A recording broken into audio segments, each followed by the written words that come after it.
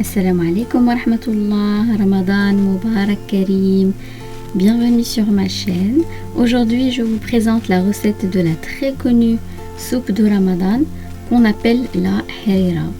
Elle peut bien évidemment être consommée à tout moment de l'année, mais c'est surtout durant le Ramadan qu'on la prépare étant donné sa valeur nutritionnelle riche en protéines entre autres. Cette recette est traditionnelle, elle m'a été transmise par ma mère qui elle-même a appris à la faire avec ma grand-mère. Suivez donc bien toutes les étapes parce que je vous y ai distillé au fur et à mesure plein de petits secrets pour bien la réussir et en faire une comme celle des restaurants, voire même encore mieux Inch'Allah.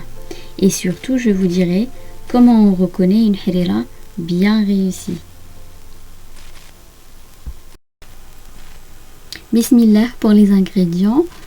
Vous aurez besoin d'un bol de pois chiches que vous laissez tremper dans l'eau durant toute une nuit. Ensuite, vous enlevez la peau, mais vous n'êtes pas obligé. Vous pouvez la garder si vous le souhaitez. 2 à 3 oignons rouges ou blancs, comme vous voulez, vous les émincez ou vous les passez dans un hachoir. Un bol de sauce tomate. Ici, c'est une sauce tomate faite maison. Je mets tout simplement des tomates dans de l'eau bouillante. Je les laisse pendant environ 5 minutes. Ensuite, je passe l'ensemble donc avec la peau dans un mixeur. Je mixe bien et ensuite je filtre dans une passoire. Et je récupère une belle sauce tomate bien concentrée et bien lisse. Voilà, vous avez besoin aussi de 2 cuillères à soupe de farine. Farine blanche ou complète comme vous voulez. Ici un petit bol de coriandre et persil haché. Ici un petit bol de fenouil, de feuilles de fenouil hachées également. De la viande coupée en petits morceaux. Ici pour moi c'est du veau pardon. Donc vous pouvez utiliser soit du bœuf soit du veau. Pas de volaille, attention parce que sinon ça va s'effriter, ça va au niveau de la cuisson ça ira pas. Ensuite ici du fenouil, mais cette fois-ci ce sont les tiges qui sont découpées en tout petits dés. Vous pouvez les mixer également avec les oignons comme vous voulez, mais en général comme ça c'est mieux, ça donne une meilleure texture dans la soupe. Ici des lentilles bien rincées et 5 à 6 cuillères à soupe d'huile d'olive mélangée avec de l'huile de tournesol, mais sinon vous pouvez mettre que de l'huile d'olive, c'est selon vos goûts. Au niveau des épices, ici on a du poivre, du curcuma, du gingembre, de la cannelle, du sel et du semen. Semen c'est le beurre ghee pour celles qui ne le connaissent pas. Pareil, si vous l'avez, c'est tant mieux, ça donne un très très bon goût à la soupe. Si vous ne l'avez pas, ce n'est absolument pas grave. Vous mettez le mélange d'huile, ça va vous donner un très très bon goût, d'autant plus que vous mettez de la viande, donc c'est déjà très bien. Alors dans un premier temps, vous mettez l'huile, ensuite la viande, les pois chiches. Moi j'utilise une cocotte minute, c'est encore mieux et c'est très rapide à la cuisson et ça permet de maintenir une belle texture. Pour les pois chiches et les lentilles, parce que autrement à force de la cuire dans une casserole par exemple toute simple, ça finit en bouillie, ça devient de la purée ou de la soupe comme mixée en fait. Voilà, ensuite les lentilles, ensuite les oignons. Vous ne mettez jamais les oignons dans un premier temps, vous ne les mettez que une fois que vous avez mis les pois chiches, les lentilles, etc. Parce que sinon ça va coller au fond. Quand vous allez fermer votre cocotte minute, ça va brûler. Voilà, donc ensuite vous rajoutez le reste, les épices, etc. Et là, vous entendez, ça chante.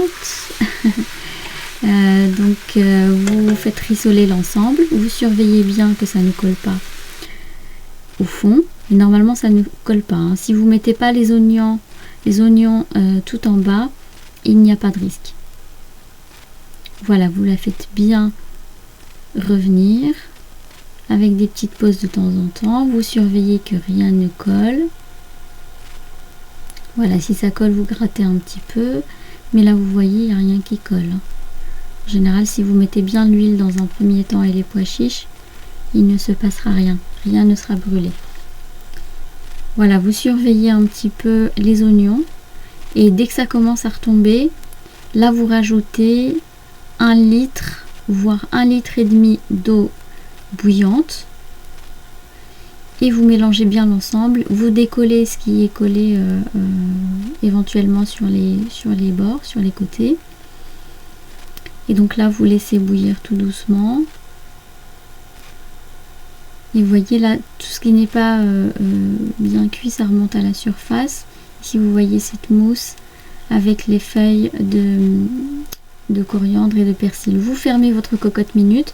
Vous la laissez environ 20 à 30 minutes, grand maximum 30 minutes. Hein. Ne la laissez jamais plus parce que sinon, vos pois chiches vont devenir de la purée. Ça va devenir du houmous. Voyez, donc là vous voyez les pois chiches ils sont encore entiers mais bien cuits. La viande pareil, elle est entière mais cuite. Alors vous prenez la sauce tomate que je vous ai montré tout à l'heure avec la farine, vous rajoutez de l'eau, environ 1 litre d'eau froide, vous mixez l'ensemble pour ne pas avoir de grumeaux et vous la rajoutez ici, toujours sur feu moyen. Il ne faut pas que ce soit trop fort pour pas brûler, ni trop doux non plus. Autrement, vous aurez le temps de vraiment réduire les pois chiches et les lentilles en purée. Voilà, donc vous rajoutez les tomates et la farine. Et à partir du moment où vous rajoutez ça, vous n'arrêtez plus de touiller. C'est-à-dire vous ne mettez pas ça et puis vous allez regarder la télé ou aller discuter au téléphone ou quoi que ce soit. Vous restez ici, vous surveillez votre soupe. J'ai également rajouté les feuilles de fenouil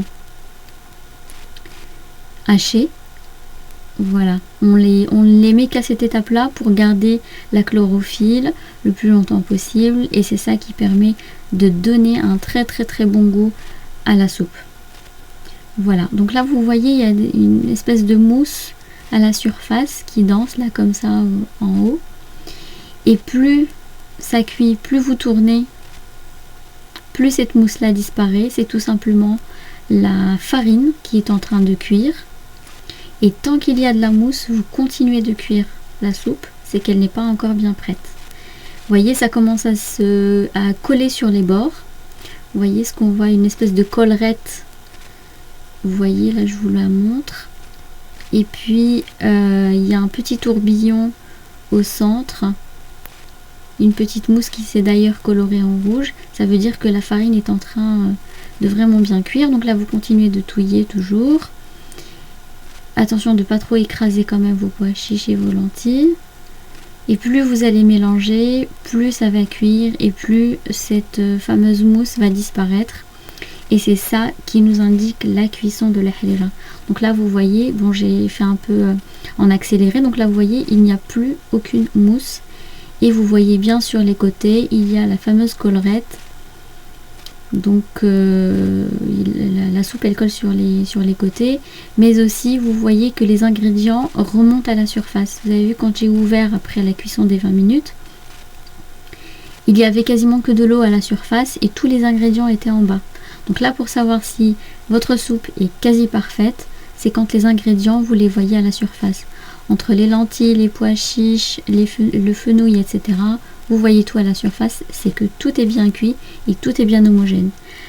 L'un des secrets des restaurants ou des mamas spécialistes de la harira, c'est de rajouter un zeste de citron, encore mieux si c'était du citron vert. Donc à la fin de la cuisson, vous rajoutez ça et ça vous donnera une harira vraiment délicieuse, goûteuse et parfaite. Vous voyez ici donc sur l'image, vous voyez les ingrédients qui sont bien à la surface, c'est comme ça qu'on reconnaît une bonne harira. Les pois chiches qui ont gardé leur forme, les lentilles aussi, et les herbes en fait qui remontent bien à la surface et une belle couleur, pas trop noire. Parce que souvent les gens ont tendance à mettre aussi par exemple beaucoup trop de lentilles et il faut savoir que les lentilles ça donne une couleur trop foncée à la harira, c'est vraiment pas esthétique Et donc voilà, donc une harira bien brillante, limite orange au niveau de la couleur. Pas trop de sauce tomate pour pas que ça soit trop rouge non plus. Il faut trouver vraiment un juste milieu. Si vous respectez bien les proportions que je vous ai proposées, donc vous avez vu, moi j'ai mesuré avec un bol carré tout simple. D'ailleurs, je peux même vous dire où je l'ai acheté. Ça vient de chez Action. C'est les fameux bols blancs carrés de chez Action. Et puis les petits aussi qui représentent la moitié de la mesure. Comme ça donne de belles proportions, que ce soit pour la texture ou pour le goût. C'est vraiment bien équilibré, c'est juste parfait et le goût nickel. N'hésitez pas à essayer cette recette, je vous la garantis. Vous ne serez pas du tout déçus, Inch'Allah. Venez m'en dire des nouvelles dans les commentaires ou encore sur mes réseaux sociaux pour me partager vos applications si jamais vous essayez cette recette. Ça me fera vraiment très plaisir. Mettez-moi un like si vous avez aimé.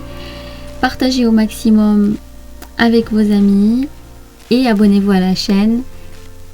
J'ai encore plein de choses à vous partager. Bi'idnillah. Salam alaikum.